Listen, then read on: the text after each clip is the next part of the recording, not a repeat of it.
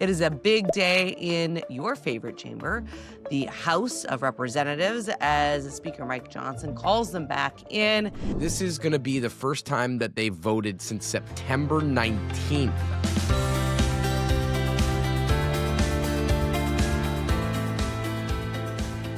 Good morning, I'm Anna Palmer.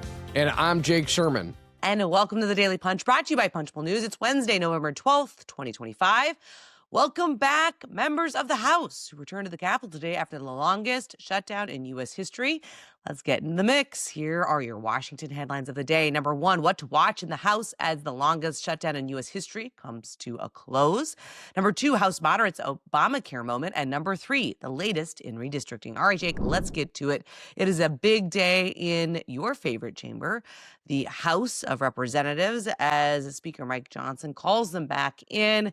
And to what we are expecting to be a vote that passes to reopen the government. But it has been a long time since rank and file House members have been in the District of Columbia. And there has not actually been a whip count here in terms of where all of the Republicans are, where some of the Democrats are, even though Democratic leadership are whipping against this vote. Yeah, well, the House Republican leadership is whipping. And so far, I mean, they're whipping from afar because the House is not back yet. Always difficult. Funny, I had a, I'm not going to say that because it'll give up who I was talking to some people. So let me just actually keep that in my head for now. I need a filter, Anna. This is going to be the first time that they voted since September 19th. I was looking at like what has happened since September 19th. It's like, we're in a whole new world since Lifetime September ago. 19th. It's just ages and ages ago. Early this morning around 1:30 a.m., the House Rules Committee passed a resolution that allows them to bring this package to the floor. Now, remember, the House Republican leadership wants to start this process this afternoon at 4 p.m., the votes and the debate, because they believe that they need time to get people in town. Now, I don't know why they don't begin debate this morning at 10 a.m. or 8 a.m. so I can go to the GW AU basketball game tonight. But again, this institution, for reasons that are not clear to me, does not operate on my schedule, which is... It's challenging, Anna, but anyway, it's tough to be Jake Sherman. That's really, I'm so glad we're using this podcast day 2 to talk about this. Yes, this basketball Adelita game. Grijalva, the Democrat who was elected September 23rd, will finally be sworn in what might be the most anticipated special election swear-in in American history. Unprecedented delay, which has set an ugly new precedent for the House. Here's what I'll say, Anna.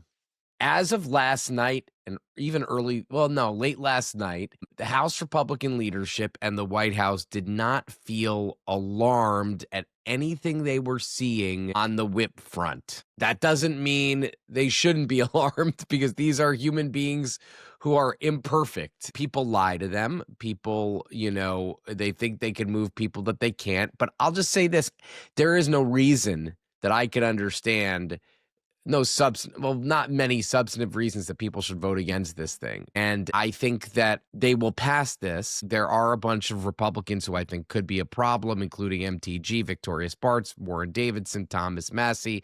Massey's almost sure to vote against this. That, this is, again, short-term CR that takes you to January 30th.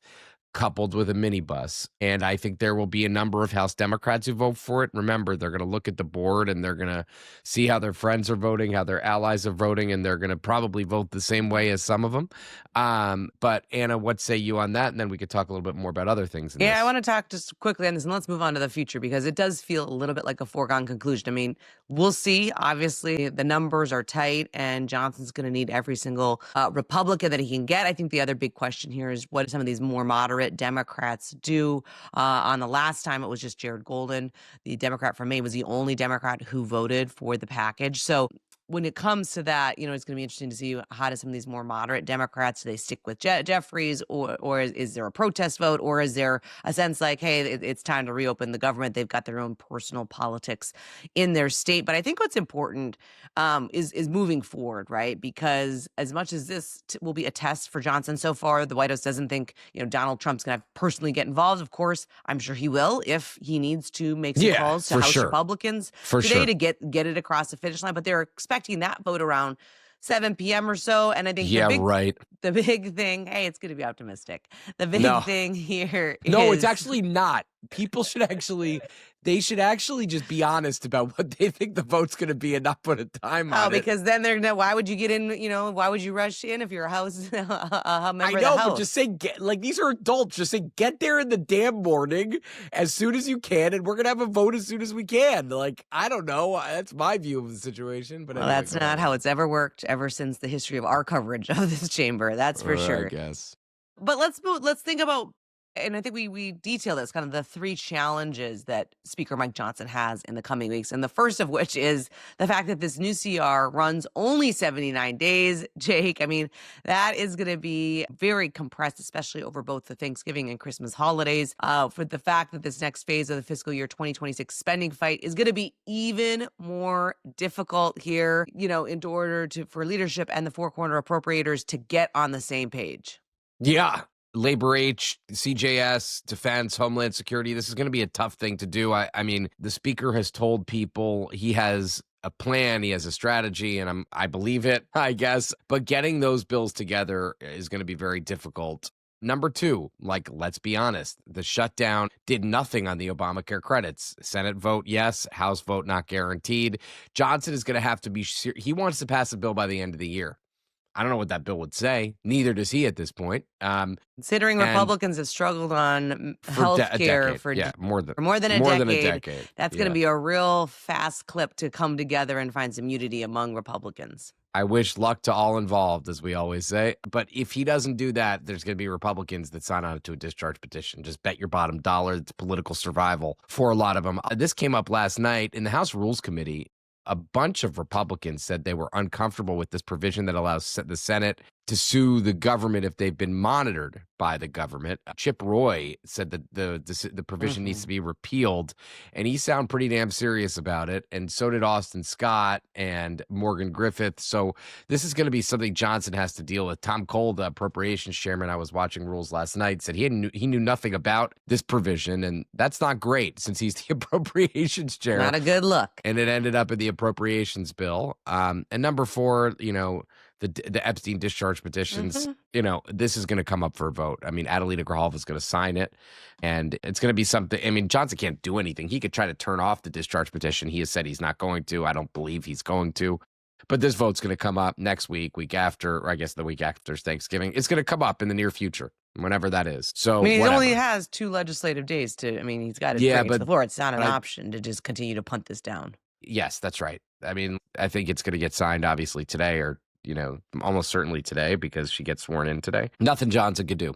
I mean, I think this is going to pass. It's going to probably die in the Senate, and Trump's never going to sign it, but that is where it is. Going to be potentially an issue for vulnerable Republicans in 2026. All right, Jake, let's move on to the number 2 story of the morning. Moderate House Republicans are seeking an extension of the boosted Obamacare subsidies, are stepping into a high-stakes political moment. They've been back at home, but there's been a lot of conversations from Republicans and Democrats trying to figure out what the next steps are when it comes to potentially extending these subsidies. And there's been some talks. A few House Republicans, senators trying to figure this out.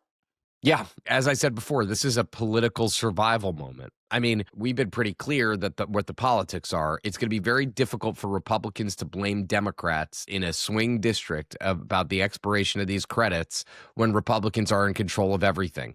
And this is both a challenge for House moderates and for Mike Johnson. For House moderates, because they got to rally around a plan for Johnson, because he needs to find a plan that solves this problem, that lowers costs. I mean, if you believe, and I do, and I think it's the evidence is quite clear on this, that cost of living politics is what's going to rule the day in 2026. And again, we're a year from the midterm elections, so we don't know what the hell's going to happen between now and then. They've got to come up with some sort of plan that lowers healthcare costs. And I don't think things around the edges are going to make a ton of sense and are going to be feasible and plausible for House Republicans. So let's see where these moderates end up. Right now, they're all signed on to Jen Kagan's bill, which is, I think, just a 1-year extension of these Obamacare tax credits. I assume that's going to evolve. I just think they're going to have to find something else. They're going to want to have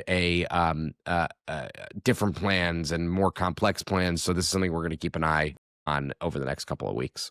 All right, let's run to the number 3 story of the morning, the redistricting wars. President Donald Trump led the charge last year to pressure states to go into some mid-decade redistricting to try to get an advantage when it comes to the 2026 midterms.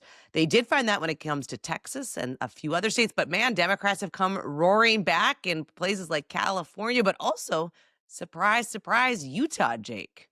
Utah, where there was a court-ordered redraw, now has a Democratic district based in Salt Lake, which is basically like a Kamala Harris plus 24. Right. So Republicans don't have a chance there. So we could all, and Republicans are going to appeal this map. They're going to go to the court and try to get it back.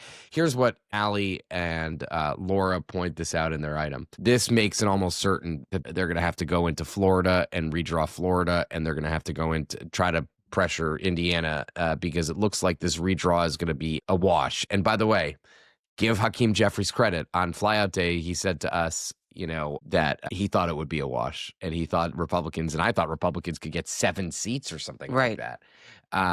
They're not.